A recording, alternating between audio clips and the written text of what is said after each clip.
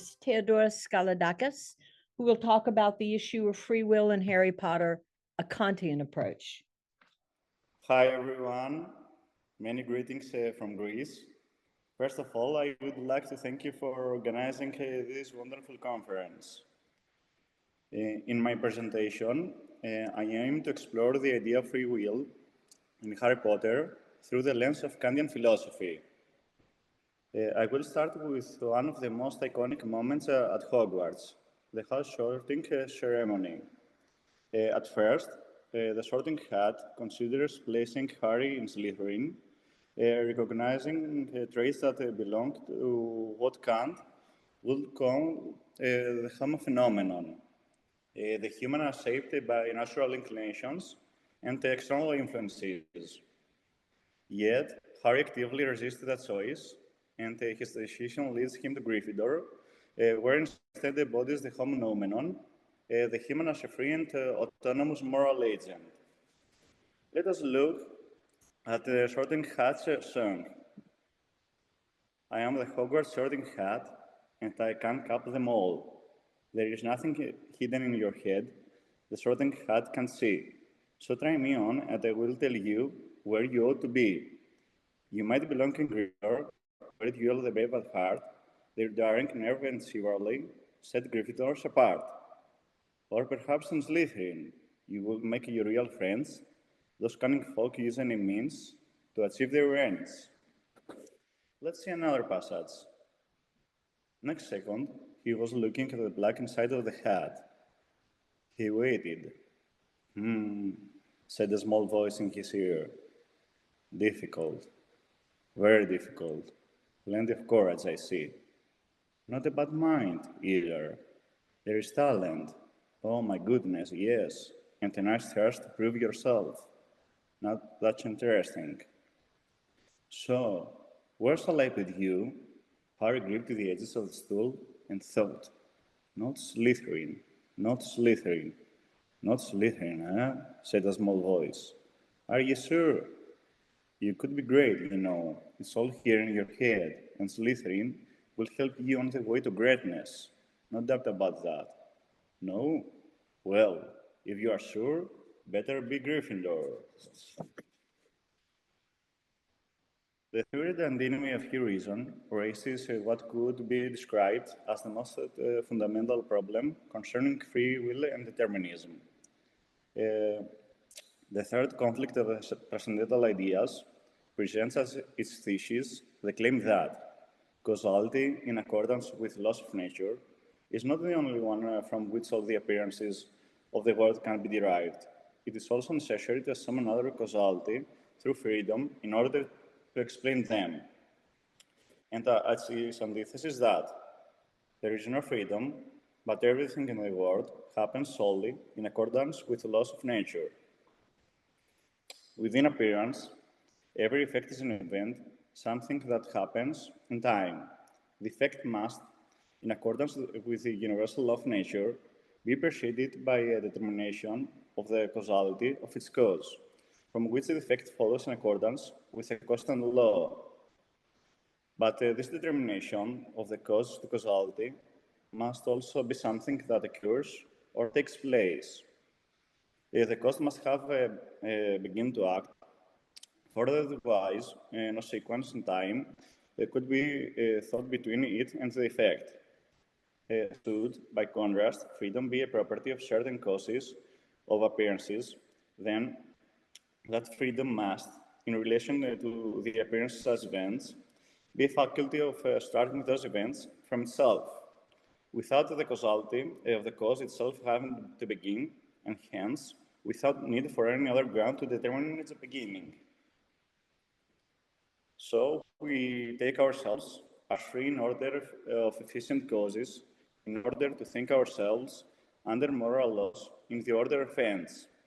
And we afterwards think ourselves as subject to these laws because we have ascribed to ourselves freedom of will. For freedom and the will's own law-giving are both autonomy and hence reciprocal concepts. A rational being counts himself as intelligence as belonging to the world of understanding. and only as an efficient cause belonging to this task he called his causality will. On the other side, he is also conscious of himself as a part of the world of sense, in which his actions are found as mere appearances of that causality. But the possibility from that causality of which we are not cognizant cannot be seen. Instead, those actions as belonging to the world of sense must be regarded as determined by other appearances, namely desires and inclinations. All my actions, as only a member of the world of understanding, would therefore conform perfectly with the principle of autonomy of the pure will.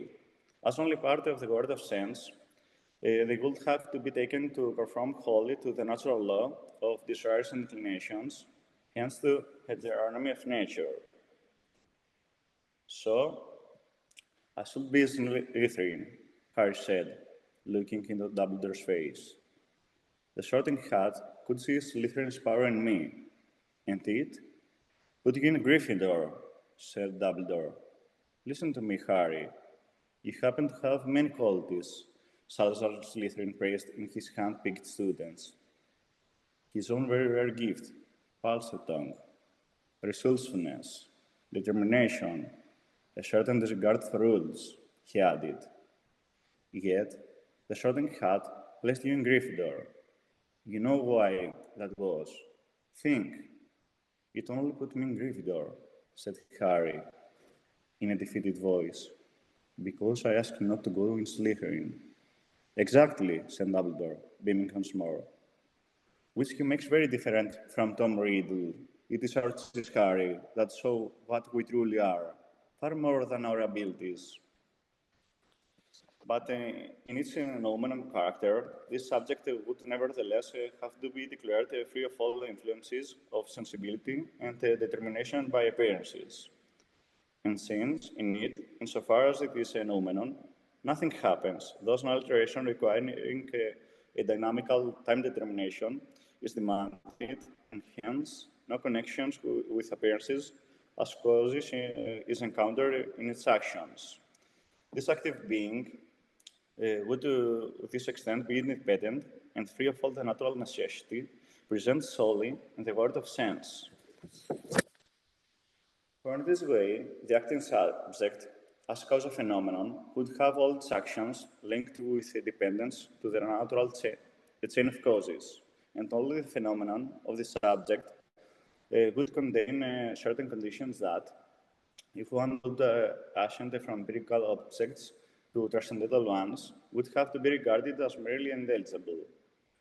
Next, I will discuss the Mirror of Erised, where Harry, having lost his parents at a young age, is given the chance, even if only illusory, to see and connect with them. While the mirror offers him the comforting illusion of a family, reason eventually triumphs over appearance, representing yet another struggle between the senses and the rational thought. He looked in the mirror again. A woman standing right behind his reflection was smiling at him and waving. The tall, thin, black-haired man standing next to her put his arm around her. He wore glasses, and his hair was very untidy. Harry was so close to the mirror, now that his nose was really touching that of his reflection. "Mom," he whispered. "Dad." The Potter smiled and waved at Harry, and he started hungrily back to them. His hands pressed flat against the glass, as though he was hoping to fall right through it and reach them. "Let me explain," said Dumbledore. "The happiest man on earth would be able to use the Mirror of Erised like a normal mirror. That is, he would look into it and see himself exactly as he is. Does that help?" Harry thought. Then he said slowly, "It shows us what we want, whatever we want." "Yes and no," said Dumbledore quietly. "It shows us nothing more or less than the deepest, most deliberate desire of our hearts, who who have never known your own family, see them standing around you. And furthermore, Kantian philosophy asserts, do that through which you will become worthy to be happy. According to Kant, happiness constitutes the natural end toward which human beings are inclined. However, he maintains that our rational commitment to morality fundamentally shapes this pursuit. We ought to wish for happiness only on the condition that we have rendered ourselves worthy of it by acting in accordance with the moral law. Thus, happiness is not an unconditional goal to be sought at any cost, but rather a state that we must first merit through the cultivation of moral character. Finally, I will consider Harry as a Horcrux and draw a parallel with an example from Kant's Critique of Practical Reason, in which a prince threatens to kill me unless I falsely accuse an innocent person. In both situations, the presence of reason, and thus the existence of free will, is evident because I know I can choose not to sacrifice myself or to lie, even if I lack the courage to follow through. What matters is that I know I ought to do the right thing. In contrast, Voldemort, in his attempt to become all-powerful and immortal, uses himself more as a means than as an end in himself, especially if we consider that he splits his soul into 7 Horcruxes. Let us recall the Song of the Sword and Hat. Or perhaps in Slytherin, you will make your real friends. Those cunning folk use any means to achieve their ends. In one formulation of the categorical imperative, Kant argues that so act that you use humanity, whether in your own person or in the person of any other, always at the same time as an end, never merely as a means. Practical freedom means that even if something has not happened, it nevertheless ought to have happened. If moral law commands us to strive to become better human beings, it necessarily follows that we must also be capable of doing so. Practical reason, through our awareness of the moral law as an undeniable fact of reason, shows us what is morally right and what is morally wrong, what we ought to do and what we ought to avoid. This brings us to a fundamental question. How do we determine the very content of moral law? And might we, perhaps, catch a glimpse of this moral law embodied in Harry's own actions? In the case of Harry and Lord Voldemort, to speak of one is to speak of the other. Part of Lord Voldemort lives inside Harry, and it is that which gives him the power of speech with snakes, and the connection with Lord Voldemort's mind that he has never understood. And while that fragment of soul, unmissed by Voldemort, remains attached to and protected by Harry, Lord Voldemort cannot die. So the boy must die, asked Snape. And Voldemort himself must do it, Severus. That is essential, Dumbledore said. Finally, the truth. Harry understood at last that he was not supposed to survive. His job was to walk into death's welcoming arms. Along the way, he was to dispose of Voldemort's remaining links to life, so that when at last he flagged himself across Voldemort's path, he did not erase a wound to defend himself. The end would be clean, and the job that ought to have been done in Godric's Hollow would be finished. Neither would live, neither could survive.